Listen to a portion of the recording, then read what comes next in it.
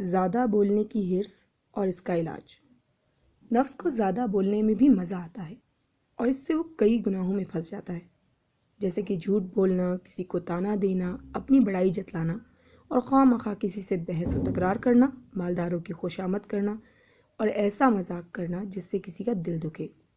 ان سب آفتوں سے بچنے کا طریقہ یہی ہے کہ زبان کی حفاظت کی جائے، اور اس کی حفاظت کا طریقہ یہ ہے کہ جو بات کہنی ہو تو پہلے ذہن میں آتے ہی نہ کہہ ڈالیں، بلکہ جب پہلے خوب اچھی طرح سوچ سمجھ لیں کہ یہ بات کہنے میں گناہ ہے یا ثواب، یا نہ تو گناہ ہے نہ ثواب۔ اگر یہ بات ایسی ہے کہ اس کو کہنے میں گناہ ہے تو بالکل ہی اپنی زبان کو بند رکھو۔ اگر اندر سے نفس تقاضا کرے تو اس کو اس طرح سے سمجھاؤ کہ اس وقت تھوڑا سا صبر کر لینا آسان ہے، مگر دوزخ کا عذاب بہت سخت ہے، اور اگر وہ بات ثواب کی ہے تو کہہ ڈالو، اور اگر نہ تو گناہ ہے نہ ثواب تو بھی مت کہو، اور اگر بہت ہی دل چاہے تو تھوڑی سی بات کر کے خاموش ہو جاؤ۔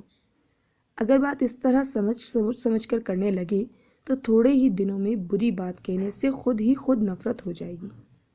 زبان کی حفاظت کرنے کی ایک تدبیر یہ بھی ہے کہ بلا ضرورت کسی سے نہ ملا جائے۔